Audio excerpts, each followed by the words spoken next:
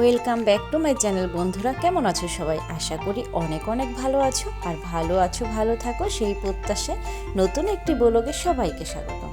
বন্ধুরা, এই ভিডিওটা ছিল গতকালকে ছিল সোমবার, আর সোমবার দিন ছিল একাদশী। তো আমরা একাদশী করেছিলাম, আর এইটা হচ্ছে সকাল সকাল আমার শাশুড়ি মা পুজো দিয়েছিল। আমার শাশুড়ি মা খুব সকালবেলা ঘুম থেকে উঠেছিল, একবারে 5টা বাজে উঠে, কালকে যেহেতু সোমবার ছিল আবার মহাদেবের বার, মানে এই জন্য এই যে আমাদের শিবলিঙ্গ, তো এখানে মানে প্রতি সোমবার আমরা এমনিতেই নর্মালি নিরামিষ খাই। তারপরে হচ্ছে মা সুন্দর করে স্নান টান করায়। তো ওই পর্বটা তো মা সেরে নিয়েছিল, আর আমি বাবুকে নিয়ে গিয়েছিলাম স্কুলে। তো আসার পরে আমি হচ্ছে, এটা দুপুরে ছিল, তো দুপুরে মা বলেছিল যে একটু সাবুর পোলাও করবে কিনা। তো আমি চিন্তা করলাম যে দেখি একটু করা যায়। তো আসলে ওই রকম কোনো প্রিপারেশন নিয়ে আমি করিনি, তাহলে হয়তো বা কিছু সবজি কিনে নিয়ে আসতাম বা কিছু করতাম, তো কোনো কিছুই করা হয়নি। তো বাসায় নর্মালি ছিল বরবটি, আলু আর টমেটো আর শসা, আর এই তো কাঁচা লঙ্কাটা ফ্রোজেন করা ছিল বন্ধুরা।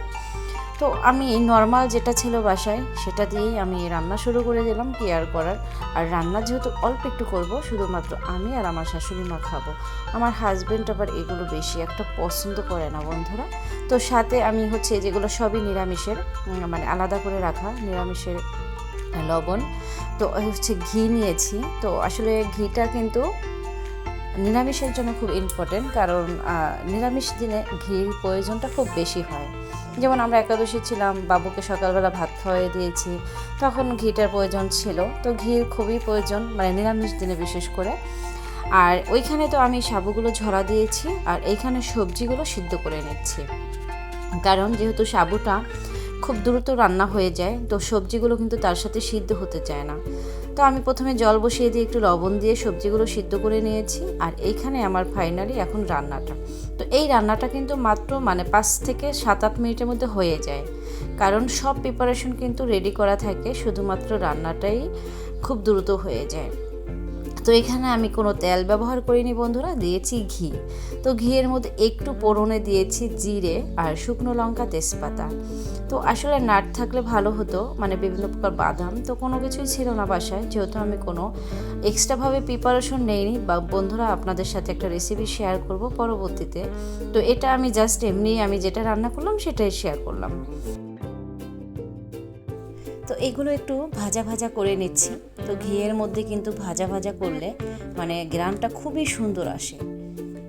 তো একটু পরিমাণে লবণ দিয়ে দিলাম, কারণ লবণের সাথে লবণটা আমি সিদ্ধ করার সময় একটু দিয়েছিলাম বন্ধুরা, কারণ তাহলে টঙ্কার একটা ভাব থাকে, লবণ ছাড়া সিদ্ধ করলে সিদ্ধ হতে চায় না। তো যেহেতু আমি লবণ দিয়ে সিদ্ধ করে নিয়েছি, এখন এখানে জাস্ট একটু হাই হিটে আমি ভেজে নিচ্ছি, লবণ দিয়ে আবার একটু।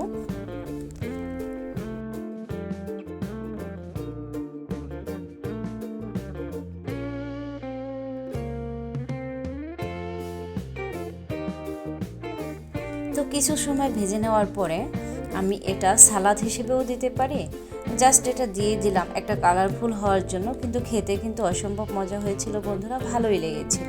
তো এটা দিয়ে আমি বেশি সময় রাখিনি, এটা দিয়ে জাস্ট কিছু সময় আমি একটু কষিয়ে ভালো করে নেড়ে চেড়ে তারপরে আমি দিয়ে দিলাম কাঁচা লঙ্কা, কারণ এটা যেহেতু সালাদের মতো, তো এটা বেশি সময় রান্না করলে আর ভালো লাগবে না। তো যাই হোক বন্ধুরা, আমাদের রেসিপিগুলো যদি আপনাদের ভালো লাগে অবশ্যই লাইক, কমেন্ট, শেয়ার করবে। একে মডেল 2.0 ইউটিউব চ্যানেলটি সাবস্ক্রাইব করে আমাদের পাশেই থাকবে। আর অবশ্যই বন্ধুরা, আমাদের ভিডিওটা সবাই একটু ফুল ওয়াচ করবে। আমি কিন্তু প্রত্যেকের ভিডিও ফুল ওয়াচ করে দেখি, ইভেন অ্যাড সহ দেখি। সত্যি কথা বলতে আমি যারটা দেখি না, যারটা দেখি অবশ্যই আমি পুরো কমপ্লিট করে দেখি। তো আমি সেক্ষেত্রে আশা করতেই পারি যে আমারটা সবাই এভাবেই দেখবে। তো ফাইনালি দেখো, আমার এটা কিন্তু পুরোপুরি কষানো শেষ। এখন আমি দিয়ে দেব যে সাবুগুলো ভিজিয়ে রেখে আমি সেকে নিয়েছিলাম, মানে জল ঝরিয়ে নিয়েছিলাম, এই তো সাবুগুলো দিয়ে দিলাম।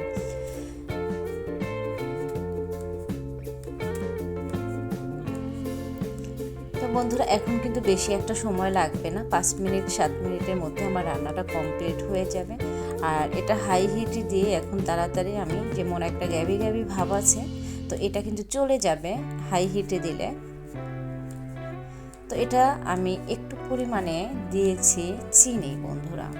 তো দেখো ফাইনালি আমার সাবুর পোলাওর লুকটা অসম্ভব লোভনীয় হয়েছে, তাই না বলো? খেতেও কিন্তু অসম্ভব মজা হয়েছিল বন্ধুরা। তো আসলে নিরামিষ দিনে বা এটা ঠাকুরের ভোগেও কিন্তু এভাবে রান্না করে দেওয়া যায়। ইভেন একাদশীর দিনে এভাবে রান্না করে খেলে কিন্তু ভালোই লাগে। যদি ভালো লাগে লাইক কমেন্ট শেয়ার করবে, পাশে থেকেও সবসময়। টাটা।